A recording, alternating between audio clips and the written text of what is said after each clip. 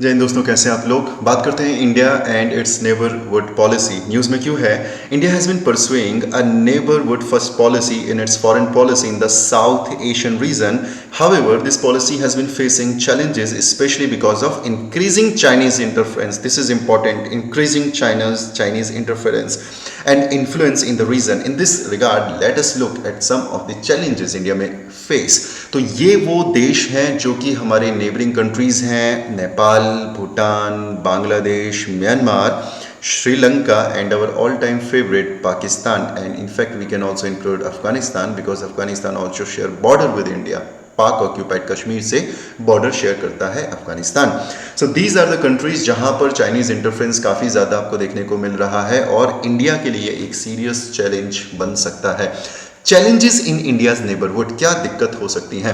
India's neighbourhood is a complex one, बड़ा ही complex neighbourhood है हमारा. बहुत ही परेशान रहने वाले देश हैं और परेशान करने वाले देश हैं.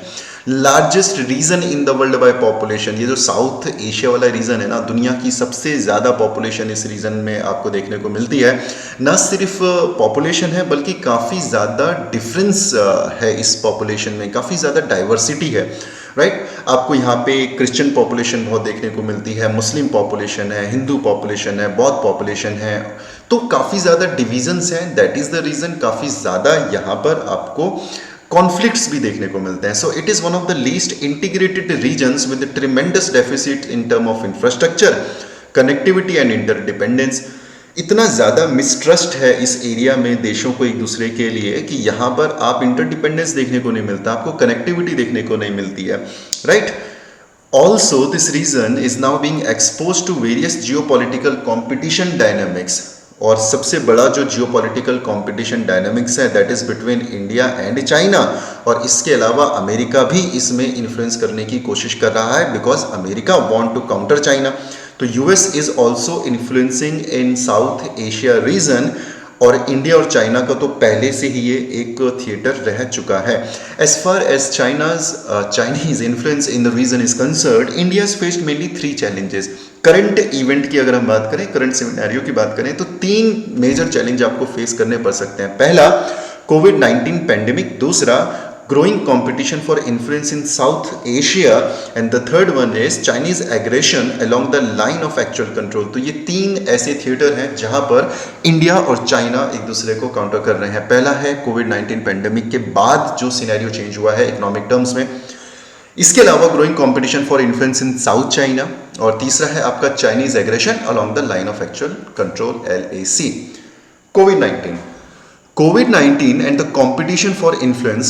Because of the COVID-19 crisis, both India and China have competed to increase their influence in the region through the relief efforts. अब देखो हो क्या रहा है, जैसे हमारे छोटे जो दोस्त हैं ना, जैसे नेपाल हो गया, बांग्लादेश हो गया, राइट, श्रीलंका हो गया, म्यांमार हो गया, भूटान हो गया. तो ये जो छोटी कंट्रीज़ हैं, अब क्योंकि ये जियोपॉलिटिकली बहुत इंपॉर्टेंट है, इनका जो लोकेशन है ये बहुत ही क्रूशियल है for both the countries, India के लिए भी as well as for China. तो दोनों कंट्रीज़ यानी इंडिया और चाइना, दोनों कंट्रीज़ इनको एंटरटेन करने की कोशिश कर रही हैं क्योंकि पोस्ट कोविड-19 पीरियड में, इनफैक्ट अभी हम पोस्ट कोविड-19 पीरियड कह भी नहीं सकते क्योंकि अभी भी कोविड चल रहा है. तो कोविड-19 जो पीरियड है इसमें ये जो छोटे देश हैं इनकी इकोनॉमी में बहुत बुरा असर पड़ा है and they need relief. Right तो ये जो रिलीफ देने की जो होड़ है, ब्राउनी पॉइंट्स अर्न करने की जो होड़ है, ये इंडिया और चाइना में दोनों में आपको देखने को मिल रही है. अगर हम बात करें इंडियन एफर्ट्स की, तो even after being one of the worst hit countries by the pandemic, India, because of its inherent strength in the pharma sector and its influence in South Asia, has effectively used this crisis to provide relief in the region. अपना एक बहुत बड़ा advantage है. हमारे देश में काफ़ी नुकसान हुआ है पैंडेमिक का और अभी भी वो चल रहा है, लेकिन बहुत सारे डिसएडवांटेजेस में से एक एडवांटेज ये है कि हमारे पास दुनिया का सबसे बड़ा फार्मा सेक्टर है. इनफैक्ट इंडिया को दुनिया की फार्मेसी भी कहा जाता है. India is also known as the pharmacy of the world. और इस वजह से हमने अपने फार्मा सेक्टर का इस्तेमाल किया अपने साउथ एशियन में जो कंट्रीज़ हैं उनके ऊपर इन्फ्लुएंस का, कल्चरल जो हमारे टाइज़ हैं, जो रिलीजियस जो टाइज़ हैं, उनका हमने इस्तेमाल किया और रिलीफ प्रोवाइड किया. India is one of the world's leading producers of pharmaceutical drugs and vaccines. Prime Minister held a special virtual summit of 8 SAARC nations and proposed a COVID-19 package, out of which India provided about half of the $20 million funding for relief. तो पैसा भी बांट रहे हैं हम लोग, दवाइयां भी बांट रहे हैं हम लोग। India's military ran a series of missions to SAARC countries and the Indian Ocean region, IOR। This is important for your pre का पर्पज। तो एक बार गूगल सर्च कर लेना और देख लेना IOR में कौन कौन सी कंट्रीज आती हैं इंडियन ओशन रीजन में। ठीक है, सार्क का तो आपको पता ही होगा कौन आते हैं कौन नहीं आते। अगर नहीं पता तो फिर तो ये वीडियो आप गलत देख रहे हो। ठीक है, पहले सार्क कंट्रीज में पढ़ लेना, देख लेना, समझ लेना उसको। ठीक है, तो इंडिया ने एक मिशन चलाया था, वंदे भारत मिशन। क्या था ये mission? India's Vande Bharat mission flew home nationals from neighboring countries along with lakhs of Indians who had been stranded during the lockdown। तो जो लोग जो भारतीय लॉकडाउन में फंस चुके थे उनको बचाने के लिए वंदे भारत मिशन चलाया गया था और नेबरिंग कंट्रीज से और इनफैक्ट वहाँ के लोगों को भी बचाया गया था। तो एक काफ़ी बड़ा एक मिशन था वंदे भारत मिशन, जिसमें अपने लोगों को तो हम लोग बचा के लेके आए लॉकडाउन में जो लोग फंस गए थे, बल्कि जो हमारी नेबरिंग कंट्रीज हैं उनके भी लोगों को हमने बचाया। चाइना ने क्या किया? तो इंडिया ने इतने एफर्ट्स लगाए, चाइना ने क्या किया?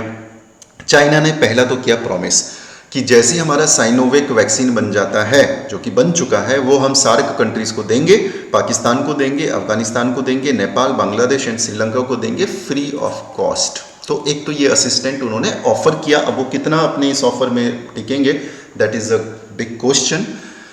Apart from that China provided PPE kits and medical equipments to South Asian countries. तो नेपाल, भूटान, पाकिस्तान को बड़े लेवल पर इन्होंने PPE किट बांटी।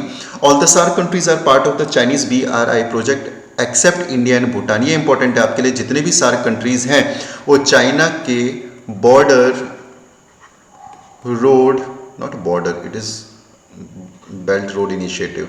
ठीक है, ये belt road initiative, it is not border road initiative.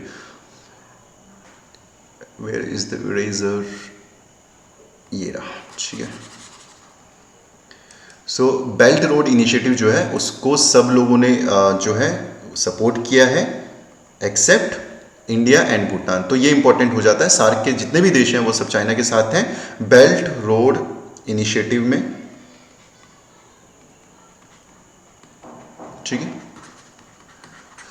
One belt one road initiative, OBOR भी इसको कहा जाता है, except India and Bhutan. And majority of this countries are under Chinese tap. और ये जितने भी देश हैं, इंडिया और भूटान को छोड़ दिया जाए क्योंकि भूटान तो बिल्कुल छोटे भाई जैसा है अपना, तो भूटान ने कभी पैसे नहीं लिए, उसे जरूरत भी होती तो इंडिया से लेता है। चाइना से के आगे उसने कभी हाथ नहीं पसारे। लेकिन if you talk about Nepal, if you talk about Pakistan, if you talk about Sri Lanka, Myanmar, ये सारे वो देश हैं जो बड़े लेवल पर पैसा ले चुके हैं आपके चाइना से, और चाइनीज टैप में ये काफ़ी ज़्यादा डूब चुके हैं। As China has started to provide partial debt waivers to Maldives and Sri Lanka. तो हुआ क्या कि इन्होंने मान लो 100 रुपये दिए, ठीक है, श्रीलंका को। उसके बाद बोला ठीक है यार श्रीलंका ऐसा करो, 100 रुपये आपने वापस नहीं करने, आप 80 रुपये वापस कर देना, राइट। तो यहाँ पे क्या किया गया, पार्शियल डेप्ट वेवर्स भी दिए गए हैं। तो ये कंट्रीज ऑलरेडी ऑब्लाइज्ड हो चुकी हैं, राइट। तो उनका जो नेचुरल टिल्ट है वो श्रीलंका वो जो है चाइना की तरफ ज़्यादा आपको ज़्यादा देखने को मिलता है। इंडिया इतने बड़े लेवल पर पैसा नहीं दे सकता क्योंकि इंडियन इकोनॉमी और चाइनीज़ इकोनॉमी में बहुत डिफरेंस है। इनफैक्ट 4 गुना ज़्यादा बड़ी है चाइनीज़ इकोनॉमी, ठीक। It also extended $1.4 billion line of credit to Pakistan. इतना पैसा दिया पाकिस्तान को, ठीक। Recent appeals impacting the regional ties. तो Chinese aggression along the LAC in the Ladakh region led to the death of 20 Indian soldiers in the Galwan valley. तो यहाँ पे लड़ रहे हैं, एक तरफ हमारे पड़ोसियों को सपोर्ट कर रहे हैं, दूसरी तरफ हमारे साथ लड़ रहे हैं। कहाँ पे लड़े थे? गलवान वैली में लड़े थे। China also led claim to Bhutan Sakteng natural reserve. अब भूटान क्योंकि उनकी तरफ नहीं है तो भूटान को भी तंग कर रहे हैं, भूटान को भी परेशान कर रहे हैं। China has also annex around 150 hectares of land along the Nepal border. अब तो नेपाल तो था उनकी तरफ लेकिन उनसे भी उनकी जमीन छीन ली, तो 150 हेक्टेयर्स जो है नेपाल से छीन लिया उन्होंने। तो नेपाल जो है चाइना पर ट्रस्ट कर रहा था कि China will behave like our big brother और वो इंडिया से हमको जो है ज़्यादा बेनिफिट देगा, लेकिन ये दाव उल्टा पड़ा। जो काला पानी वाला जो मैटर था नेपाल ने जो उठाया, तो ये चाइना की शय में उठाया गया, चाइना ने उसको सपोर्ट किया, तब जाके उसने वो रेस किया। लेकिन इंडिया और नेपाल को इंडिया और नेपाल को बिजी रखा चाइना ने, और चाइना ने नेपाल से इतनी जो ज़मीन है वो ले ली। A new defence pact has been signed between China and Pakistan, ठीक है। तो इनकी तो दोस्ती और ज़्यादा स्ट्रांग हो रही है। And there has been a sharp rise in ceasefire violation. अब दोनों की दोस्ती हो गई तो चाइना जो है क्या कर रहा है, पाकिस्तान को आगे कर रहा है कि ओके तुम लड़ो, हम तुम्हें पीछे से हथियार देंगे। तो काफ़ी ज़्यादा सीजफायर वॉल्यूशंस भी आपको देखने को मिल रहे हैं जब से डिफेंस पैक्ट हुआ है चाइना और पाकिस्तान का। Rising Chinese aggression and the growing bonhomie between China and Pakistan, both in economic and military areas, point towards the possibility of two-front war. तो भाई अगर इंडिया का कभी युद्ध होता है ना चाइना के साथ, तो इधर तो लड़ेंगे, अपने को इधर भी लड़ना पड़ेगा क्योंकि पीछे से पाकिस्तान भी आएगा। या अगर हमारा पाकिस्तान के साथ कॉन्फ्लिक्ट होता है तो चाइना इधर से भी अपने को परेशान करेगा। तो there is very high possibility कि in case India will engage in any kind of battle or in any kind of war, तो it will have to fight a two front war, दो तरफ से उसको लड़ना पड़ेगा, ऐसा मानना है इंटरनेशनल स्पेशलिस्ट्स का। इसके अलावा India has witness border issues with Nepal, काला पानी वाला जो मैटर हुआ था, तो नेपाल तो खैर इतना बड़ा देश नहीं है कि वो मैटर खुद उठाता, तो ये और ये इतने सालों से है, ये तो कोई नया मैटर तो है नहीं, ये तो बहुत सालों से है, तो ये चाइना ने उसको काफ़ी ज़्यादा इंस्टिगेट किया था। बट ठीक है, अब नेपाल के साथ जो अपने रिलेशन है वो इतनी आसानी से नहीं टूटने वाले। Apart from that, Nepal has amended its constitution to include the disputed territory with its political map. ठीक है, अपने मैप को भी चेंज कर दिया और उसमें काला पानी वाला जो एरिया है वो अपने पास दिखा रहा है। तो इंडिया ने काफ़ी सीरियस ऑब्जेक्शन भी इसमें रेज किया था। ठीक, तो सार्क का क्या रोल है भाई इसमें? सार्क तो बिल्कुल गायब हो चुका है, बैकसीट हो चुका है। ठीक है, इंडियाज जो रीजनल परसुएट थे जिसके लिए सार्क को बनाया गया था वो तो काफ़ी आउटडेटेड हो चुका है। It does not serve the complex fluid regional cooperation agenda any longer. This is mainly because of India has refused to attend the SARC meeting in Pakistan. तो पाकिस्तान में मीटिंग थी सार्क की, इंडिया ने मना कर दिया उसे अटेंड करने के लिए, बोला कि नहीं, आप जब तक टेररिज्म एक्टिविटीज़ को सपोर्ट करेंगे तब तक हम आपसे बात नहीं करेंगे। अब ये काफ़ी डाउटफुल और काफ़ी कंट्रोवर्शियल डिसीजन है, स्ट्रेटजी है इंडिया का, कि क्या ऐसा हो सकता है कि हम ये कंडीशन रखें कि क्योंकि देखो पाकिस्तान की जो स्थिति है ना, ऐसा नहीं है कि वहाँ पे सेंटर ऑफ पावर एक है, यानी वहाँ पे इमरान खान सत्ता चला रहे हैं, ऐसा नहीं है। वहाँ पे centre of power multiple centre of power है। जैसे अगर हम बात करें, एक तरफ है आपकी democratically elected government under Imran Khan, दूसरी तरफ है आपकी मिलिट्री और तीसरी तरफ है आपकी ISI। तो तीन वहाँ पर सेंटर्स हैं जो कि पाकिस्तान को चला रहे हैं। तो अगर आपकी अगर आपकी डेमोक्रेटिकली इलेक्टेड गवर्नमेंट बात करने के लिए तैयार हो भी जाती है, then there are other people जो डिस्टर्ब करेंगे। तो एक आइडियल सिचुएशन कभी बातचीत की नहीं होने वाली है। तो जो रियलिस्टिक जो अप्रोच है वो अपनानी चाहिए, क्योंकि जब हम बात करेंगे तब शायद ये मैटर सॉल्व हो सके। Like this is my personal opinion जो आप एग्जाम में नहीं लिखेंगे, ठीक है। So further Pakistan is pursuing it's regional connectivity goals exclusively with China in the CPEC form. तो CPEC क्या है आपका? China Pakistan economic corridor. तो ये दोस्ती और ज़्यादा रिश्तेदारी में बदलती हुई आपको दिखाई दे रही है। While India, which does not align itself with Chinese One Belt One Road initiative, has started focusing on the Indian Ocean region. तो One Belt One Road का तो पार्ट नहीं है इंडिया, बहुत अच्छे तरीके से उसको बॉयकॉट कर रहा है, भूटान ने भी उसको बॉयकॉट कर दिया है। तो India is more focusing on Indian Ocean region, ठीक है। And this has led to split of the subcontinent between India and Pakistan, which has effectively stagnated the SAARC, जो होना ही था। India has revived BIMSTEC. अब सार्क तो मर गया, सार्क तो ऑब्सोलीट हो गया, मर गया मतलब अभी एग्जिस्टेंस में है लेकिन काम नहीं करता ठीक से। तो अब इंडिया कोशिश कर रहा है अदर इंस्टीट्यूशंस को रिवाइव करने की, जैसे उनमें से एक है BIMSTEC, bay of Bengal initiative for multi sectoral technical and economical cooperation. और इसके अलावा India is also working on BBIN, यानी बांग्लादेश भूटान इंडिया नेपाल क्वाड्रिलेटर। तो सड़कें बनाएंगे और सड़कों से कनेक्ट होगा, बांग्लादेश कनेक्ट होगा, भूटान कनेक्ट होगा, इंडिया और नेपाल कनेक्ट होगा, ठीक है। However, India should understand that India's neighboring countries other than Pakistan have shown interest in the working of the SARC. केवल एक पाकिस्तान की वजह से अगर हम सार्क को खत्म कर रहे हैं, उसके रेलिवेंस को खत्म कर रहे हैं, so this is not a very intelligent decision. Pakistan को हम साइडलाइन कर सकते हैं। दूसरा ये भी हो सकता है ना यार कि हम लोग जब सब लोग मिलें तो अपन को पता है कि ज़्यादातर देश अपने ही साथ हैं, हमारे साथ नेपाल है। एटलीस्ट जब हम पाकिस्तान के पर्सपेक्टिव से बात करें तो most of the SAARC countries are in India's favour. इसलिए नहीं कि इंडिया की पॉलिसीज़ को फेवर करते हैं, बस इसलिए क्योंकि इंडिया की तरफ से उन्हें मिलता ज़्यादा है, राइट। तो इंडिया एक जाइजेंटिक मार्केट है, एक बड़ा देश है जो उनको सपोर्ट कर रहा है। तो obviously they will always give first preference to India. तो जब हम पाकिस्तान को सार्क की मीटिंग में इनवाइट करें, बुलाएं, तो वहाँ पे हम ज़्यादा प्रेशर डाल सकते हैं बजाय इसके कि हम उसे बॉयकॉट करें। So this is not a very good approach, ठीक। सो इंडिया का क्या रिस्पॉन्स है? India has been pushing forward its neighbourhood first policy. तो जैसे जैसे चाइना क्लोज आ रहा है हमारे पड़ोसियों के, तो हम अपने पड़ोसियों को दोबारा से एंटरटेन करने की कोशिश कर रहे हैं। और हमने एक और इनिशिएटिव स्टार्ट किया, SAGAR initiative, that is security and growth for all in the region strategy, right. Security and growth for in the region strategy भी हमने अपनाई है। इंफ्रास्ट्रक्चर की बात करें तो काफ़ी ज़्यादा प्रोजेक्ट में हम लोग इन्वॉल्व हो रहे हैं। नेपाल के साथ हम लोग इन्वॉल्व हो रहे हैं, बांग्लादेश के साथ हम इन्वॉल्व हो रहे हैं, रिवर लाइन प्रोजेक्ट्स हम लोग बना रहे हैं, रेलवे लाइन्स बना रहे हैं, फेरी सर्विस बना रहे हैं मालदीव्स में, श्रीलंका में हमने काफ़ी ज़्यादा इन्वेस्ट किया है। इनफैक्ट हमने लाइन ऑफ क्रेडिट जो दिया है $400 मिलियन का मालदीव्स को। तो हम चाइना को काउंटर करने के लिए we are taking good steps. India is welcome the US new military dialogue with Maldives. तो अब जाहिर सी बात है, चाइना अगर इतना डोमिनेट रोल प्ले करेगा तो इंडिया अब अपने दोस्त से बात करेगा। अपना दोस्त कौन है? अमेरिका। तो अमेरिका को बोलेगा कि यार देख, हम बहुत ज़्यादा, अपने पास तो पैसा है नहीं मालदीव में इन्वेस्ट करने के लिए, श्रीलंका में इन्वेस्ट करने के लिए, अफगानिस्तान और भूटान में इन्वेस्ट करने के लिए। तो तुम ऐसा करो कि तुम हमारे साउथ एशिया में आओ एंड यू पे दीज कंट्रीज। अब यहाँ पे प्रोजेक्ट जो है वो लॉन्च करो। इससे आपको फायदा होगा that you will be able to counter China, और हमें भी फायदा होगा कि we will be able to counter China, क्योंकि दुश्मन का दुश्मन दोस्त होता है, राइट। तो इसीलिए अमेरिका जो है अब साउथ एशिया में ज़्यादा इंपॉर्टेंट और क्रूशियल रोल प्ले करता हुआ आपको दिखाई दे रहा है। तो साउथ एशिया में चाइना का जो इंटरफेरेंस है उसको काउंटर करने के लिए इंडिया एंड अमेरिका दोनों साउथ हो चुके हैं। और अमेरिका की ने एक प्रोग्राम लॉन्च किया है, that is millennium challenge corporation. और इसमें उन्होंने बोला है कि हम लोग प्रोजेक्ट बनाएंगे कहाँ पर? अफगानिस्तान में, भूटान में, श्रीलंका, नेपाल और बांग्लादेश में। क्यों बनाएंगे? तो अमेरिका बोलता है because these countries are poor countries, और यहाँ पे हम लोगों को प्रोजेक्ट बनाने हैं to fight against global poverty.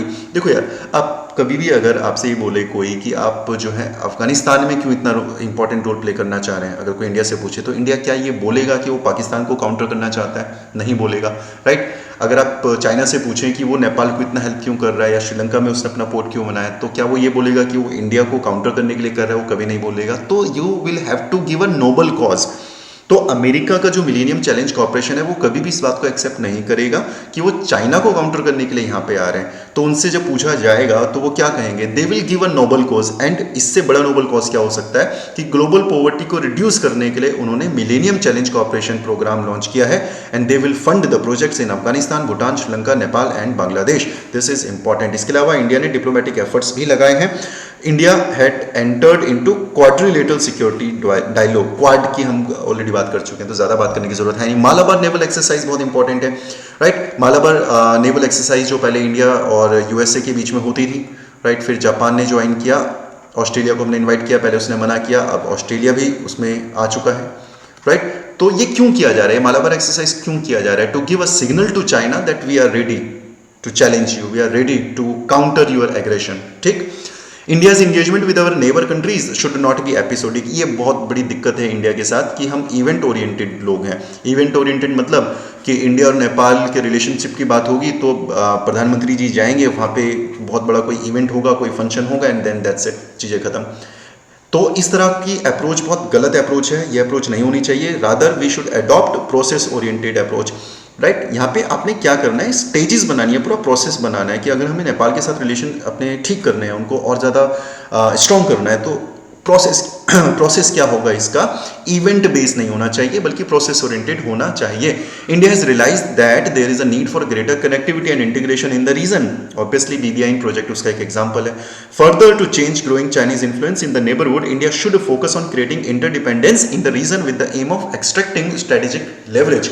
तो ज़्यादा से ज़्यादा हम लोगों को इंटरडिपेंडेंस जो है वो प्रमोट करनी पड़ेगी। हमें रेलवे नेटवर्क बनाना पड़ेगा, हम लोगों को रोड नेटवर्क बनाना पड़ेगा, ब्रिजेस बनाने पड़ेंगे, फंड करना पड़ेगा, पॉवर्टी के अगेंस्ट लड़ना पड़ेगा, so that we can earn certain brownie points against China. और जब इस तरह की कोई सिचुएशन अगर फ्यूचर में आती है तो we should have strategic leverage rather China being जो है डोमिनेट कर रहा है उस पर्टिकुलर सिचुएशन को। वो सिचुएशन कभी नहीं होनी चाहिए। These are our neighbours, not the neighbours of China, ठीक। It is being said that these connectivity initiatives will be meaningless if there is a lack of economic integration। अब भाई आपने सड़क बना ली और उस सड़क में जो है व्यापार ही नहीं हो रहा है, बिजनेस ही नहीं हो रहा है, तो इस सड़क का कोई रोल नहीं है। तो यहाँ पर राइटर ये बोल रहा है, ऑथर ये बोल रहा है कि आपने जो रेलवे नेटवर्क बनाना है या फिर जो कनेक्टिविटी करनी है उसका इकोनॉमिक इंटीग्रेशन होना ज़रूरी है।